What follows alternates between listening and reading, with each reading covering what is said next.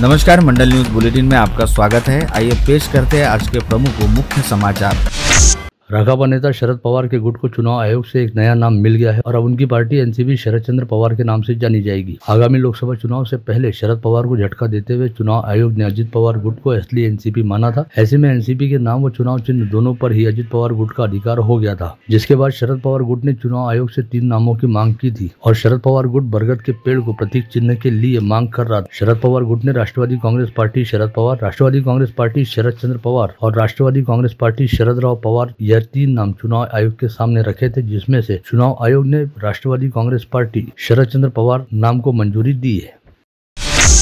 काम में उदासीनता, सरकार के विरोध में वक्तव्य और प्रशासनिक कामकाज में असहयोग की भूमिका रहने का आरोप करते हुए सोमवार को मनपा आयुक्त देवीदास पवार ने मनपा के सामान्य प्रशासन उपायुक्त जुम्मा प्यारेवाले को पद से हटाने के आदेश जारी किए थे और आनंद फानंद में उनका प्रभार उपायुक्त मेघना वासनकर को सौंपा था। तब से जुम्मा प्यारेवाले के कक्ष पर ताला लगा हुआ है, लेकिन इस आदेश के विरोध में उपायुक्त प्यारेवाले ने मंगलवार को महाराष्ट्र प्रशासन की लवाद में चुनौती दी। लवाद ने आयुक्त के आदेश को स्थगनादेश दिया है, लेकिन मनपा आयुक्त का कहना है कि उन्हें इस बारे में कोई आदेश प्राप्त नहीं हुआ। मैट ने प्रकरण की सुनवाई होने तक स्थगनादेश नहीं बल्कि स्टेटस को दिया है। इस कारण मामला जैसे थे अवस्था में रहेगा। उपायुक्त प्यारेवाले के मामले पर विवाद बढ़ने की संभावना दिखाई दे रही है। उधर राज्य में महानगर पालिका के आयुक्त पदों को लेकर आईएएस लॉबी सक्रिय होने की जानकारी मिली है। अधिकांश महानगर पालिकाओं के चुनाव टलने के कारण अभी आयुक्त ही प्रशासक के तौर पर कामकाज देख रहे हैं। आयुक्त पद पर भी भारतीय प्रशासनिक सेवा यानी आईएएस अधिकारी की नियुक्ति किए जाने की मांग आईएएस लॉबी द्वारा करने के संकेत मिले हैं। मंडल न्यूज को उच्च पदस्थ सूत्रों ने बताया कि आईएएस लॉबी इस समय अपना काम कर रही है। पूर्व विधायक व शिवसेना शिंदे गुट के राष्ट्रीय सचिव अभिजीत अड़सूल ने उनके पिता व पूर्व सांसद आनंदराव अड़सूल के कांग्रेस नेताओं से मिलने की खबरों का खंडन किया। मंडल न्यूज से बातचीत में पूर्व विधायक अड़सूल ने कहा कि जिनके पैरों के नीचे की जमीन खिसक रही है वही लोग इस तरह के झूठे समाचार फैलाने का प्रयास कर रहे हैं। ये कौन लोग हैं, इसका जनता को भली भांति एहसास है। अभिजीत अड़सूल ने यह भी स्पष्ट किया कि वे किसी भी कांग्रेस नेता से नहीं मिले तथा उनका व उनके पिता आनंदराव अड़सूल का कांग्रेस में जाने का कोई इरादा भी नहीं है। दरियापुर के विधायक व कांग्रेस नेता बलवंत वानखड़े ने दस्तावेजों के साथ दावा किया कि लासूर के आनंदेश्वर मंदिर विकास के लिए उन्होंने महाविकास आघाड़ी सरकार द्वारा न केवल प्रयास किए बल्कि तत्कालीन पालक मंत्री यशोमती ठाकुर के प्रयासों से वर्ष 2021 में प्रस्तुत राज्य सरकार के बजट में तत्कालीन वित्त मंत्री अजित पवार ने मंजूरी और घोषणा भी की थी, जिसमें पूरे परिसर के सौंदर्यीकरण सहित अन्य सुविधाएं शामिल थी। आनंदेश्वर मंदिर, लासूर सहित अन्य मंदिरों के विकास हेतु 101 करोड़ रुपए का प्रावधान कर देने का दावा विधायक वानखड़े द्वारा किया गया। विधायक वानखड़े आज सभी दस्तावेजों तथा तत्कालीन मंदिर परिसर को भेंट देने के फोटो सहित अन्य जानकारी लेकर मंडल न्यूज कार्यालय पहुंचे थे।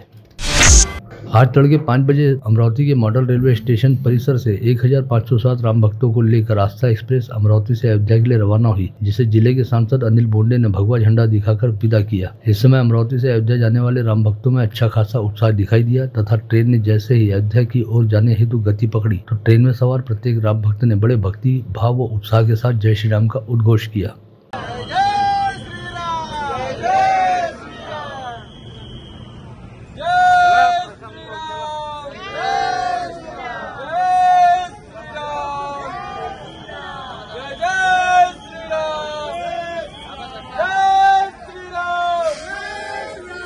अमरावती शहर सहित जिले की सभी तहसीलों के राम भक्त अयोध्या जाने हेतु मंगलवार की रात ही अमरावती रेलवे स्टेशन पर पहुंच गए थे, जिन्होंने पूरी रात रेलवे स्टेशन पर जाकर बिताते हुए भजन कीर्तन किया और तड़के 3 बजे से रेलवे स्टेशन पर अयोध्या प्रस्थान को लेकर गतिविधियां तेज हो गई थी। तड़के 3 बजे से अमरावती रेलवे स्टेशन पर अयोध्या जाने वाले राम भक्तों सहित भाजपा पदाधिकारियों की भी अच्छी खासी भीड़ उमड़ पड़ी थी। इस समय कहीं कोई गड़बड़ी न हो, इस हेतु अमरावती शहर पुलिस का रेलवे स्टेशन के चारों ओर तगड़ा बंदोबस्त तैनात किया गया था।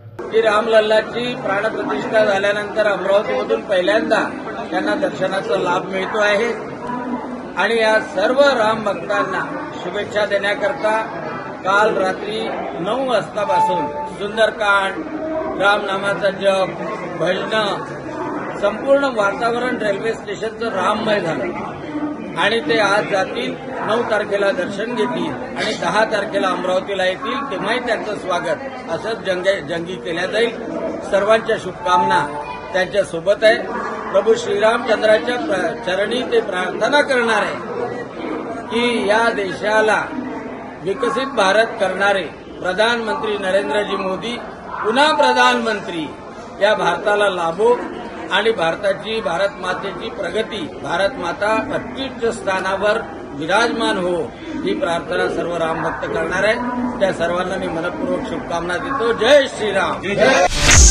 अमरावती शहर के विधायक सुलभा खोड़के ने अमरावती में सरकारी आयुर्वेदिक महाविद्यालय स्थापित करने की मांग को लेकर आज मुंबई में उप मुख्यमंत्री तथा वित्त व नियोजन मंत्री अजित पवार से भेंट की। इस दौरान उन्हें 100 बेड के सरकारी आयुर्वेद महाविद्यालय स्थापित करने का अनुरोध किया। साथ ही बताया कि संभाग में एक भी सरकारी आयुर्वेदिक महाविद्यालय नहीं है।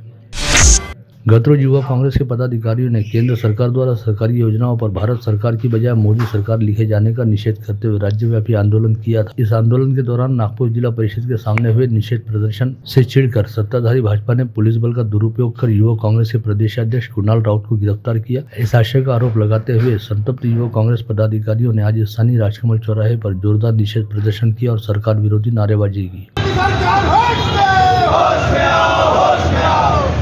चाहे वो प्रधानमंत्री हो, वो भारत माता से बड़े नहीं है।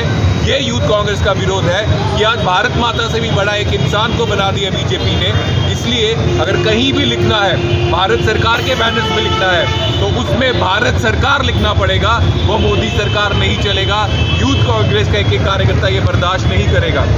यही कारण था इस तरह इस चीज को भगत सिंह जी ने पार्लियामेंट में इन सोई हुई और गूंगी बहरी सरकार को जगाने के लिए बम फेंका था पार्लियामेंट में। आज हमारे प्रदेश अध्यक्ष ने काले कोदी जो पीएम के ऊपर हो रहा, कारण यही है कि ये घमंड में चूर सरकार भूल गई कि ये वो देश है, वो लोग हैं भारतीय जो अपने देश को माता का, भगवान का दर्जा देते हैं। आज आपने माता और भगवान से भी ऊपर एक इंसान को रख दिया। उसके खिलाफ भारत का यूथ कांग्रेस का जो एक कार्यकर्ता विरोध कर रहा है और बोल रहे हैं भारत माता की जय। इससे बड़ा कोई व्यक्ति नहीं है।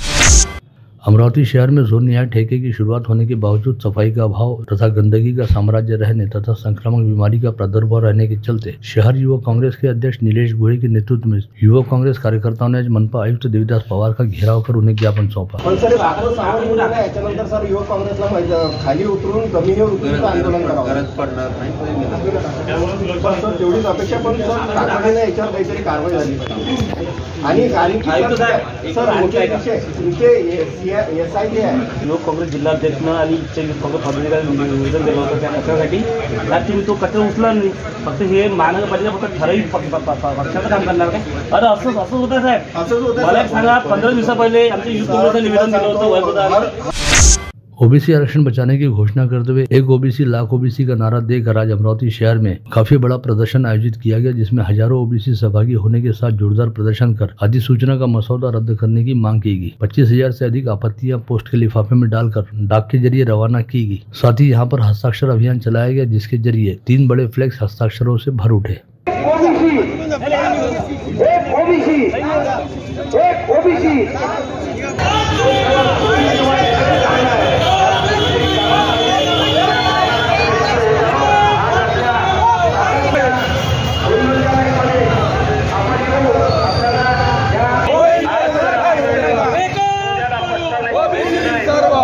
परंतु ओबीसी समाजाचं जे आरक्षण आहे त्या आरक्षणात आम्ही इतरांची आता हिस्सेदारी खपवून घेणार नाही। त्यांनी आरक्षणासाठी लढा द्यावा, परंतु झुंडशाहीच्या रूपानं जबरदस्तीनं आरक्षण मिळालं पाहिजे। हा जो प्रयत्न आहे, या प्रयत्न आणून पाडला पाहिजे आणि त्यासाठी ओबीसी समाज येतो। ओबीसीला जे ताट आरक्षणाचं वाढण्यात आलेलं आहे, डॉक्टर बाबासाहेबांनी जे वाढवून दिलं आम्हाला आरक्षणाचं ताट, त्यातला एक घासही मराठ्यांना देऊ नये। आरक्षणाला मराठ्यांचा आमचा विरोध नाही, परंतु आमच्या आरक्षणामध्ये त्यांचा 1% आरक्षण नको आहे। तुमच्यात हिंमत असेल तर तुम्ही आरक्षणाची मर्यादा वाढवून त्यात मराठ्यांना आरक्षण द्यावं। आज सगळे सोयऱ्यांचा GR आपण काढलात, उद्या मराठ्यांच्या शेजाऱ्यालाही प्रमाणपत्र द्यावं अशी अधिसूचना मुख्यमंत्री साहेब आपण काढणार आहात का? हा आमचा प्रश्न आहे। रमाई आवास योजना के लाभार्थियों को तत्काल निधि उपलब्ध कर पिछले काफी समय से अनुसूचित जाति व जनजाति के लोगों को बेवजह परेशान करने वाले मनपा के कार्यकारी अभियंता रविंद्र पवार को तत्काल निलंबित करने की मांग को लेकर आज वंचित बहुजन युवा आघाड़ी के शहराध्यक्ष सुरेश ताड़े के नेतृत्व में मनपा आयुक्त के कक्ष के सामने ठिया आंदोलन किया गया। मागण्या मान्य करा, आमच्या मागण्या मान्य करा। जिलाधीश कार्यालय में कलेक्टर सौरभ कटियार द्वारा आगंतुकों से मिलने का समय अंग्रेजों की नीति चलाने के समान है, जिससे गांव देहातों और दुर्गम क्षेत्रों से आने वाले लोगों को काफी तकलीफ होती है। इस आशय का आरोप लगाते हुए प्रहार के संपर्क प्रमुख चंदू खेड़कर ने इसकी शिकायत विभागीय आयुक्त के पास की है।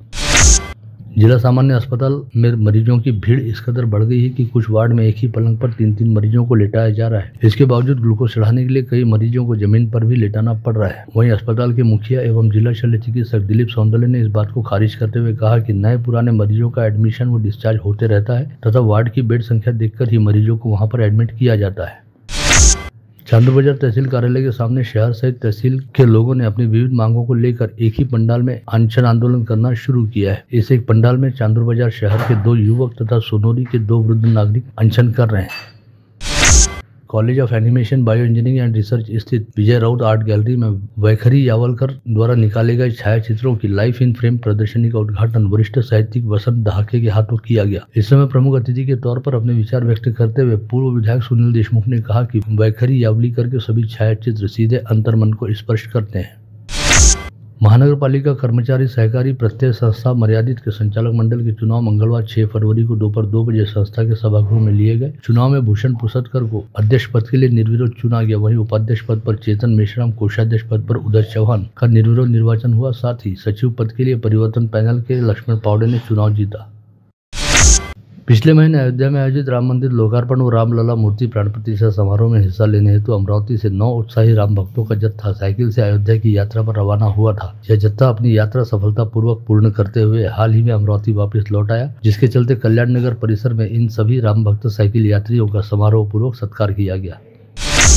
सेवानिवृत्त पुलिस अधिकारी व कर्मचारियों का हाल ही में वसंत हॉल में स्नेह सम्मेलन हुआ। इस सम्मेलन में विशेष सभा का भी आयोजन किया गया, जिसमें पुलिस आयुक्त नवीन चंद्र रेड्डी को विशेष पुलिस महानिरीक्षक पद पर पदोन्नति मिलने हेतु सम्मानित किया गया। कुख्यात गैंगस्टर लॉरेंस बिश्नोई से संपर्क रखने के साथ ही हथियारों की तस्करी के मामले में धरे गए शुभम लोनकर व उसके 2 साथियों से की गई पूछताछ के आधार पर अकोला पुलिस ने अपनी जांच का दायरा बढ़ाते हुए गत रोज अमरावती जिले के अंजनगांव सुरजी में छापा मारकर 3 लोगों को अपनी हिरासत में लिया, जिनके पास से विदेशी बनावट वाला एक देसी कट्टा, 2 मैगजीन व 5 जिंदा कारतूस जब्त किए गए। इन हथियारों के बारे में तीनों लोगों से कड़ी पूछताछ की जा रही है। यवतमाल के कलम चौक में रेत तस्करी के पैसों को लेकर हुए विवाद के चलते 4 लोगों ने एक युवक की गोली मारकर हत्या कर दी। यह घटना मंगलवार की रात 11:15 बजे के आसपास घटित हुई। पता चला कि तायडा नगर परिसर में रहने वाला शादाब खान रफीक खान हमेशा की तरह कलम चौक स्थित कैंटीन पर चाय पीने के लिए आया था, जहां पर अंबिका नगर में रहने वाला मनीष शेंद्रे भी अपने अन्य 3 दोस्तों के साथ पहुंचा था। इस समय मनीष शेंद्रे और शादाब के बीच रेती के पैसों को लेकर विवाद हुआ तो मनीष ने अपने पास से कट्टा निकालकर शादाब पर गोली दाग दी, जो सीधे शादाब खान की छाती में जाकर लगी, जिसे इलाज के लिए सरकारी अस्पताल में भर्ती कराया गया, लेकिन इलाज के दौरान शादाब खान की मौत हो गई। शहर पुलिस की अपराध शाखा के एटीएस ने जेवर नगर में पेट्रोलिंग दौरान गुप्त सूचना के आधार पर एक घर पर छापा मारते हुए 7 किलो से अधिक मात्रा में गांजा बरामद किया। करीब 1.5 लाख रुपए मूल्य का यह गांजा प्लास्टिक के बोरे में भरकर रखा गया था। इस मामले में गजानन डोंगरे के खिलाफ राजापेट थाने में अपराध दर्ज किया गया है। नवाते नगर रेलवे क्रॉसिंग पर कल मंगलवार 6 फरवरी की शाम 7:30 बजे के आसपास रेलगाड़ी से कटकर एक युवक की मौत हो गई। मृतक की शिनाख्त आकाश राउत के तौर पर हुई है, जो गोपाल नगर स्थित डायमंड कारखाने में काम किया करता था और मंगलवार की शाम अपना काम खत्म होने के बाद घर जाने हेतु कारखाने से निकलकर नवाते स्थित रेलवे क्रॉसिंग को पार कर रहा था। दशहरा मैदान परिसर में रहने वाली राशि शिंदे नामक 17 वर्षीय युवती ने अपने घर में उड़ने के सहारे फांसी लगाकर आत्महत्या कर ली। राशि शिंदे द्वारा आत्महत्या किए जाने की वजह फिलहाल ज्ञात नहीं हो पाई। राजापेट पुलिस ने आकस्मिक मौत का मामला दर्ज करते हुए जांच शुरू कर दी। फेसबुक पर जान पहचान होने के बाद मोबाइल पर बातचीत करते हुए 25 वर्षीय युवती के साथ विवाह का झांसा देते हुए उसे दुराचार किए जाने का मामला सामने आया। गाड़गीनगर पुलिस ने बस्तर मऊ में रहने वाले सचिन राजपूत के खिलाफ आपराधिक मामला दर्ज किया। गाड़गीनगर पुलिस थाना क्षेत्र अंतर्गत असीर कॉलोनी में शेख रिजवान शेख मामून रशीद पर 6 आरोपी ने लाठी व डंडे से लैस होकर धावा बोला और मारपीट करते हुए उसे घायल कर दिया। पता चला है कि शेख रिजवान द्वारा एक मामले को लेकर पुलिस में शिकायत दिए जाने से सभी आरोपी उससे नाराज थे। महावितरण कंपनी के भातकुली विभाग अंतर्गत वलगांव में कार्यरत रहे ठेका कर्मी लखन छापानी ने 29 ग्राहकों से बकाया विद्युत बिल वसूल कर कार्यालय में जमा न करते हुए जालसाजी की। इस ठेका कर्मी ने 1,86,230 रुपए वसूल किए थे। वलगांव पुलिस ने संबंधित कर्मचारी के खिलाफ जालसाजी का मामला दर्ज किया। टाकरखेड़ा शंभू गांव के खेत में कटाई के बाद रखे तुअर के ढेर को किसी अज्ञात व्यक्ति ने आग लगा दी। वलगांव पुलिस ने मामले में अज्ञात आरोपी के खिलाफ अपराध दर्ज कर जांच शुरू कर दी है।